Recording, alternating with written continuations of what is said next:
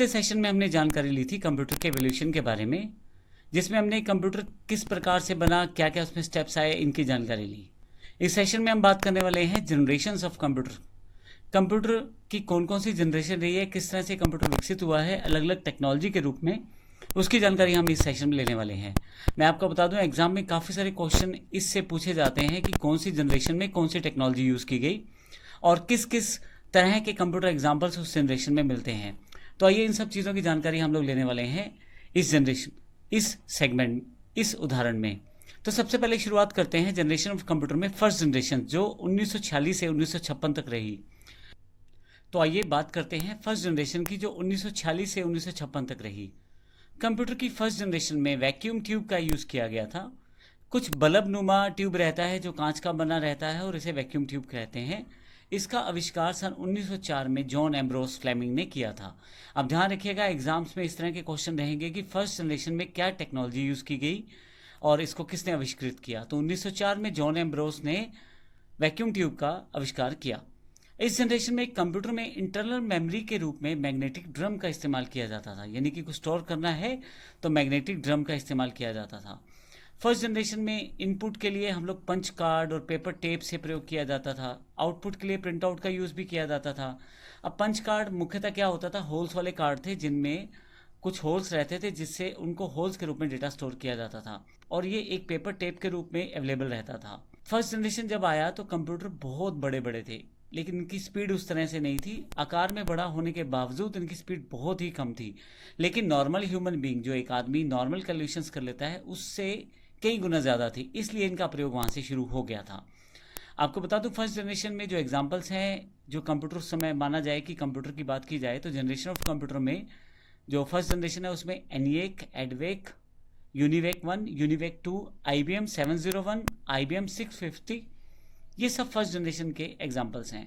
आपसे कई बार एग्जाम्स में पूछा जाता है कि IBM 650 किस जनरेशन का कंप्यूटर है, या ये भी पूछा जाता है कि कौन फर्स्ट जनरेशन में आने वाले कंप्यूटर कौन कौन से हैं। तो ये इस तरह से आप ध्यान रख सकते हैं। इसके पास जो जनरेशन आई वो ट्रांजिस्टर जनरेशन थी। ट्रांजिस्टर एक छोटा सा इलेक्ट्रॉनिक पार्ट है, छोटा सा इलेक्ट्रॉनिक पुर्जा, जिसमें एमिटर, कलेक्टर, बेस 3 सेगमेंट रहते हैं। लेकिन मुख्य बात यह है कि वैक्यूम ट्यूब की तुलना में बड़े छोटे थे, जिसकी वजह से कंप्यूटर का साइज अब छोटा होने लगा था। ट्रांजिस्टर का जो आविष्कार किया वो विलियम शॉकली ने 1947 में किया। इसमें इनपुट के लिए पंच कार्ड और पेपर टेप का इस्तेमाल कर रहे थे और आउटपुट प्रिंट आउट के रूप में प्रयोग कर रहे थे। सेकंड जनरेशन में कंप्यूटर फर्स्ट जनरेशन की तुलना में छोटे हो गए। रीज़न बड़ा सिंपल था, वैक्यूम ट्यूब साइज में बड़े बड़े थे जबकि ट्रांजिस्टर छोटे छोटे थे। तो ट्रांजिस्टर लगाने की वजह से वहाँ जगह कम घेरी कंप्यूटर ने और आकार उनका जो कम हो गया। इसके साथ साथ इनकी स्पीड भी बेहतर हुई। यहाँ इस जनरेशन तक आते आते हाई लेवल लैंग्वेजेस का इवोल्यूशन शुरू हो गया था। फोर्ट्रॉन, कोबोल इसके एग्जाम्पल है जिसको प्रयोग किया गया। इसके अलावा जो सेकंड जनरेशन के कंप्यूटर थे उनमें IBM 1620 यानी कि 1620, IBM 1401, IBM 7094, CDC 1604, CDC 3600, UNIVAC 1108 second generation के कंप्यूटर के कुछ एग्जाम्पल्स हैं जिनका प्रयोग किया जाता था। 1956 से लेकर 1964 तक का जो समय रहा वो सेकंड जनरेशन के कंप्यूटर्स का रहा। आकार में ये छोटे हो चुके थे, टेक्नोलॉजी बदल चुकी थी और अब स्पीड भी बेहतर हो चुकी थी। इसके बाद जो थर्ड जनरेशन कंप्यूटर आया है उससे एक कंप्यूटर की क्रांति सी आ गई, क्योंकि 1964 से 1971 के बीच में इलेक्ट्रॉनिकली बड़े बदलाव हो रहे थे। जैसे अब ट्रांजिस्टर की जगह IC यानी कि इंटीग्रेटेड सर्किट का यूज़ शुरू हो गया था। इसका आविष्कार जैक किल्बी ने 1959 में किया था। अब मैं आपको बता दूं, बहुत सारे ट्रांजिस्टर की जगह एक IC का प्रयोग किया जाता है। अब ऐसे केस में कंप्यूटर का साइज और छोटा होना शुरू हो गया था। अब मैग्नेटिक कोर्स का जो प्रयोग किया जा रहा था वो प्राइमरी मेमोरी के रूप में, और मैग्नेटिक टेप का जो यूज़ किया जा रहा था वो सेकेंडरी मेमोरी के रूप में किया जा रहा था। इस जनरेशन के कंप्यूटर में एक खास बात और थी कि अब कीबोर्ड और माउस का प्रयोग होना शुरू हो रहा था। आउटपुट को शो करने के लिए मॉनिटर का इस्तेमाल किया जाने लगा था, क्योंकि इलेक्ट्रॉनिकली चीज़ें जुड़ चुकी थी। इलेक्ट्रॉनिकली हम लोग काफ़ी आगे आ चुके थे फर्स्ट और सेकंड जनरेशन के बजाय। इस पीढ़ी में या इस जनरेशन में हाई लेवल लैंग्वेज जैसे फोर्ट्रॉन, कोबोल, पास्कल, एल्गो का यूज़ होने लग गया था। कंप्यूटर में ऑपरेटिंग सिस्टम का एवोल्यूशन भी हो चुका था, जिसमें IBM 360 सीरीज़ आ चुकी थी, Honeywell 6000 series, personal data processor IBM 370, 168, TDC 316, ये थर्ड जनरेशन के कंप्यूटर के कुछ एग्जांपल्स हैं। तो एक आईसी में काफ़ी सारे ट्रांजिस्टर का कार्य हो सकता था, इस वजह से अब कम घेरनी जगह शुरू की कंप्यूटर ने, और साथ ही आपके पास एक बेहतर स्पीड वाला कंप्यूटर अवेलेबल हो चुका था थर्ड जनरेशन आते आते। अब हम बात करते हैं फोर्थ जनरेशन की। 1971 से लेकर 1980 तक फोर्थ जनरेशन अवेलेबल हो गई। इस जनरेशन में कंप्यूटर में VLSI, very large scale integrated chips का प्रयोग किया गया। Very large scale integrated chips को माइक्रो प्रोसेसर भी कहा जाता है। VLSI सर्किट एक सिलिकॉन चिप पर बना होता है, लेकिन इसमें 5000 ट्रांजिस्टर और अन्य सर्किट्स को भी हम शामिल कर सकते हैं, इसीलिए इसे माइक्रो प्रोसेसर कहा जाता है। अब यहाँ आते आते आते ना केवल हार्डवेयर यानी कि इलेक्ट्रॉनिकली चीज़ें बदली हैं, बल्कि सॉफ्टवेयर में भी काफ़ी सारे बदलाव हुए। MS-DOS, MS विंडो भी इस वक्त तक अवेलेबल हो चुका था।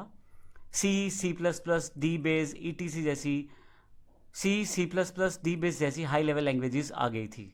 इस जनरेशन में कंप्यूटर्स में इंटरनेट और ग्राफिकल यूज़र इंटरफेस जिसमें माउस का प्रयोग कर सकते थे वो भी अवेलेबल हो चुका था। IBM 4341, DEC10, Star 1000, PUP11, Cray 1, PC, ये सब जो है फिफ्थ जनरेशन के कुछ एग्जाम्पल्स हैं। VLSI लगाने की वजह से कंप्यूटर का आकार बहुत छोटा हो चुका था। अब ये ऐसा हो चुका था कि आपके सामने एक टेबल के रूप में इतना बड़ा एक आकार आपके पास अवेलेबल हो चुका था। अब यहाँ से आपको कंप्यूटर के ऑपरेटिंग सिस्टम भी बड़े अच्छे मिलने शुरू हो चुके थे। स्पीड बहुत फास्ट हो चुकी थी और लोग इसे पर्सनल और कमर्शियल रूप में प्रयोग करने शुरू हो चुके थे। जो नेक्स्ट पार्ट है वो हमारे पास फिफ्थ जनरेशन है।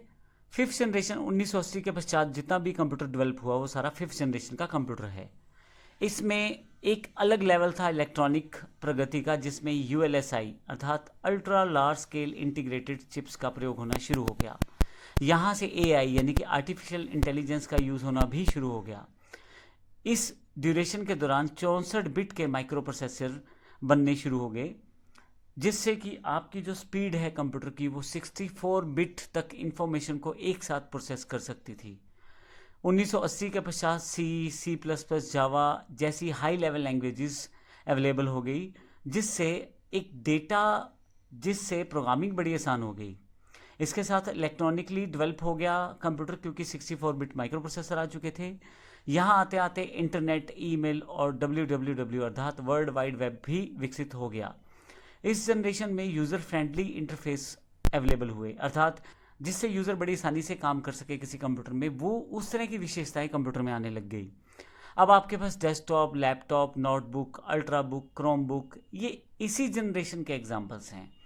अभी हमारे पास जो कंप्यूटर फिफ्थ जनरेशन से पूरे प्रभावित हैं और इतने फास्ट कंप्यूटर हो चुके हैं कि हम छोटे छोटे जो कंप्यूटर्स हैं या जो अब इतने फास्ट हो चुके हैं कंप्यूटर कि हमारा काफ़ी मुश्किल काम बड़े आसानी से संभव कर देते हैं।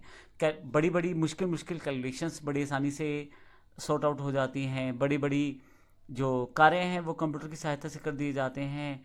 इवन काफ़ी सारी मशीन्स को कंप्यूटर से ऑपरेट कर लिया जाता है, और साइज़ में बड़े छोटे। नोटबुक का साइज़ बड़ा सिंपल, हाथों में आने वाला साइज़ है, आप कहीं भी लेके जा सकते हैं। तो इस तरह से हमारी ये जनरेशन है कंप्यूटर की जिनको हमने देखा। CCC में इन जनरेशन्स को क्वेश्चंस काफ़ी सारे पूछे जाते हैं, और फुल फॉर्म्स का भी ज़रूर ध्यान रखें, जैसे ULSI है या VLSI है, तो इस तरह की चीज़ें आपसे पूछी जाएंगी। अब इस सेशन में हमने अपने कंप्यूटर जनरेशन्स को ख़त्म किया है। अगले सेशंस में हम देखेंगे कंप्यूटर के फीचर्स क्या हैं। कंप्यूटर जब इस्तेमाल करते हैं तो उसके कौन कौन से पहलू हैं जिन्हें हमें जानना ज़रूरी है। धन्यवाद।